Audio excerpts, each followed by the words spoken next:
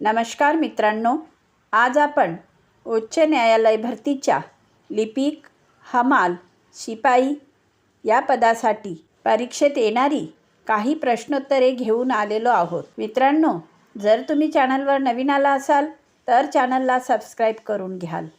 चला तर मग आपण आपल्या प्रश्नाला सुरुवात करूया. तर आजचा आपला पहिला प्रश्न आहे प्रश्न क्रमांक 1. भारतात सध्या उच्च न्यायालयांची संख्या किती आहे? तर या प्रश्नाचे उत्तर आहे ऑप्शन सी 25. तर सध्या भारतात 25 हायकोर्ट आहेत. आता पुढचा प्रश्न आहे प्रश्न क्रमांक 2. उच्च न्यायालयाची स्थापना कोणत्या कलमानुसार आहे? तर या प्रश्नाचे योग्य उत्तर आहे ऑप्शन बी कलम 214. तर प्रत्येक राज्याला हायकोर्ट आहे आणि 124 सुप्रीम कोर्ट आहेत. आता पुढचा प्रश्न आहे प्रश्न क्रमांक 3. उच्च न्यायालयाचे न्यायाधीश कोण नियुक्त करतात? तर आपले या प्रश्नाचे उत्तर आहे ऑप्शन सी राष्ट्रपती. उच्च न्यायालयाचे न्यायाधीश कोण नियुक्त करतात? तर राष्ट्रपती नियुक्त करतात. आणि पंतप्रधान, मुख्यमंत्री, राज्यपाल यांना न्यायाधीश नियुक्त करण्याचा थेट अधिकार नाही. त्यामुळे आपले या प्रश्नाचे उत्तर काय आहे? तर ऑप्शन सी राष्ट्रपती. आता पुढचा प्रश्न आहे प्रश्न क्रमांक 4. उच्च न्यायालय न्यायाधीशांची निवृत्ती वय किती आहे? तर या प्रश्नाचे उत्तर आहे ऑप्शन बी 62 वर्ष.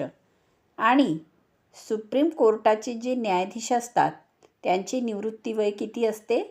तर 65 वर्ष. आणि उच्च न्यायालयाच्या न्यायाधीशांची निवृत्ती वय 62 वर्ष.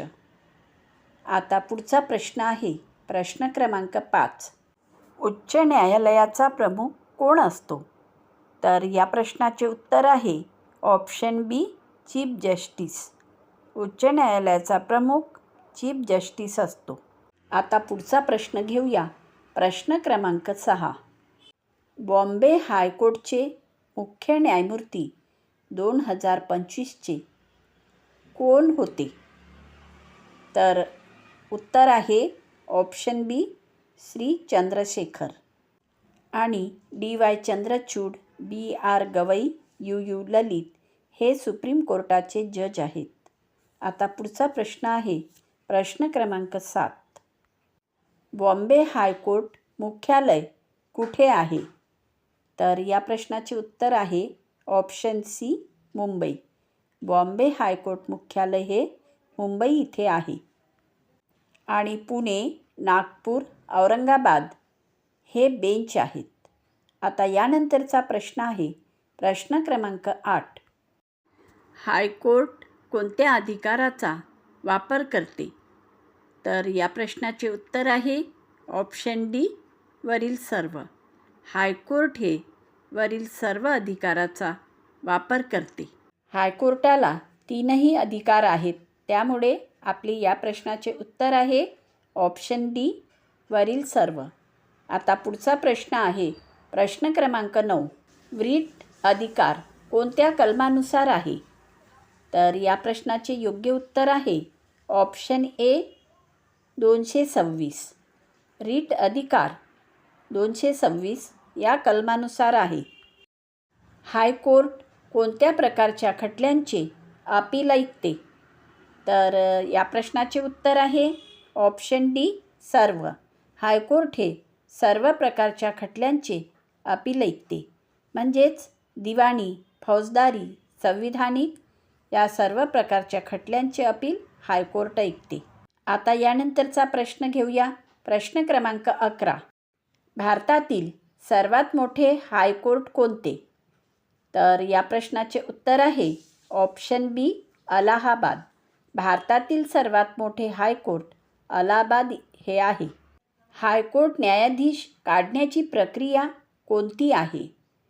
तर या प्रश्नाचे उत्तर आहे ऑप्शन बी संसद महाभियोग.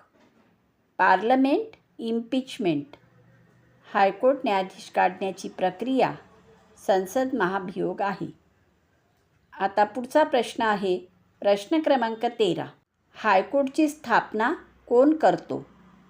तर या प्रश्नाचे उत्तर आहे ऑप्शन बी राष्ट्रपती. हायकोर्टची स्थापना राष्ट्रपती करतो.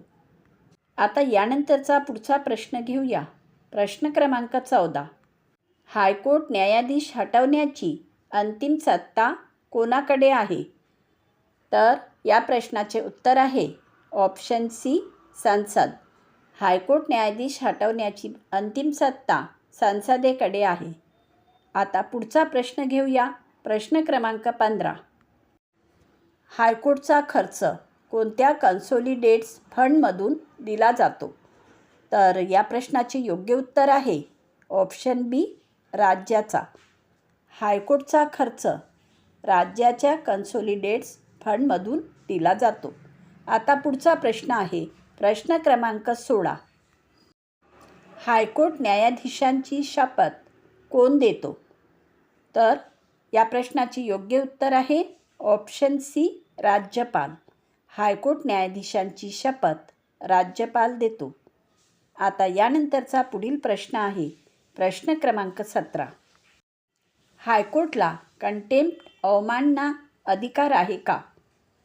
तर या प्रश्नाचे योग्य उत्तर आहे कोर्ट ऑफ रिकॉर्ड असल्यामुळे. हायकोर्टला कंटेम्प्ट अवमानना अधिकार कोर्ट ऑफ रिकॉर्ड असल्यामुळे आहे. आता यानंतरचा प्रश्न आहे प्रश्न क्रमांक 18. हायकोर्टची बेंच का स्थापन केली जाते? तर या प्रश्नाचे योग्य उत्तर आहे ऑप्शन सी न्याय सर्वसामान्यांना जवळ मिळावा म्हणून. सर्वसामान्यांना जवळ न्याय मिळावा म्हणून हायकोर्टची बेंच स्थापन केली जाते. आता यानंतरचा प्रश्न आहे प्रश्न क्रमांक 19. हायकोर्टमध्ये PIL दाखल कोण करू शकतो? तर या प्रश्नाचे उत्तर आहे ऑप्शन सी कोणत्याही सार्वजनिक हितासाठी. हायकोर्टमध्ये PIL कोणत्याही सार्वजनिक हितासाठी दाखल करू शकतो. आता पुढचा आणि शेवटचा प्रश्न आहे प्रश्न क्रमांक 20. हायकोर्टचे निर्णय लिहिलेले असणे का गरजेचे आहे? तर या प्रश्नाचे उत्तर आहे ऑप्शन डी वरील सर्व. हायकोर्टचे निर्णय रेकॉर्डसाठी, अपीलसाठी, पारदर्शकतेसाठी लिहिलेले असणे गरजेचे आहे. मित्रांनो, जर तुम्हाला आमचा हा व्हिडिओ आवडला असेल तर व्हिडिओला लाईक करा, चॅनलला सबस्क्राईब करा, व्हिडिओला शेअर करा आणि बेल आयकॉन प्रेस करायला विसरू नका, जेणेकरून तुमच्यापर्यंत आमचे असेच अभ्यासाचे नवनवीन व्हिडिओ पोहोचत राहतील.